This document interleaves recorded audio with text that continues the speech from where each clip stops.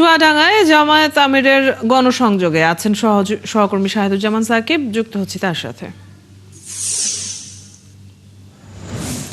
সাকিব, জামায়াতের আমির কি জনসভায় পৌঁছেছেন কিনা এবং নেতাকর্মীদের দলের কাছে প্রত্যাশা কি কি বলছেন তারা?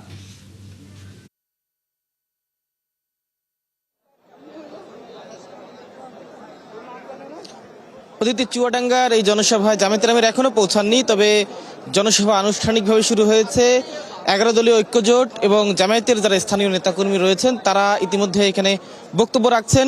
পাশাপাশি ইতিমধ্যে কিন্তু চুয়াডাঙ্গা টাউন হল খেলার যে মাঠ রয়েছে সেই মাঠ কিন্তু কানায় কানায় পরিপূর্ণ হয়ে গেছে। জামায়াত নেতাকর্মী এবং 11 দলীয় ঐক্যজোটের যারা নেতাকর্মী রয়েছেন তাদের উপস্থিতিতে এই মুহূর্তে আসরের নামাজের বিরতি চলছে। বিরতির পর আবারও সমাবেশ শুরু হবে এবং কিছুক্ষণের মধ্যেই হয়তো জামায়াতের আমির ডাক্তার শফিকুর রহমান তিনি চুয়াডাঙ্গার এই নির্বাচনী জনসভায় এসে যোগ দিবেন। তিনি এর আগে সকালে কুষ্টিয়া শহীদ আবরার ফাহাদ স্টেডিয়াম থেকে খুলনা বিভাগের এই নির্বাচনী গণসংযোগ শুরু করেছেন। খুলনা থেকে কুষ্টিয়া থেকে মেহেরপুরে গিয়ে আরেকটি জনসভায় অংশ নেন। মেহেরপুর থেকে আকাশপথে তিনি এই চুয়াডাঙ্গার জনসভায় এসে যোগ দেওয়ার কথা রয়েছে। এই জনসভাকে কেন্দ্র করে কিন্তু এই চুয়াডাঙ্গা জেলার জামায়াতের যারা নেতাকর্মী রয়েছেন তাদের মধ্যে বেশ উচ্ছ্বাস আমরা লক্ষ্য করছি। চুয়াডাঙ্গা জেলায় 2টি নির্বাচনী আসন রয়েছে, সেই নির্বাচনী 2 আসনেই জামায়াতের প্রার্থী দাঁড়িপাল্লা প্রতীকে তারা প্রতিদ্বন্দ্বিতা করছেন।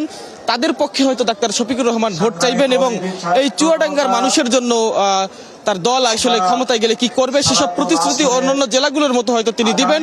এখানকার নেতাকর্মীরা অধীর আগ্রহে এখানে বসে রয়েছেন। জামায়াতের আমির এসে তাদের উদ্দেশ্যে কি বক্তব্য রাখবেন, তাদের জন্য কি প্রতিশ্রুতি দিবেন, অথবা দাঁড়িপাল্লায় ভোট চেয়ে তিনি আসলে কি কি বাস্তবায়ন করবেন সেসব বিষয় তারা বলবেন। পাশাপাশি জামায়াতের নেতাকর্মী এটিও বলছেন যে আজকে জামায়াতের এই শীর্ষ নেতার উপস্থিতিতে এই জনসভার পর নেতাকর্মীরা নতুন উদ্যমে আগামী নির্বাচন পর্যন্ত মাঠে কাজ করতে পারবেন বলে তারা প্রত্যাশা করছেন।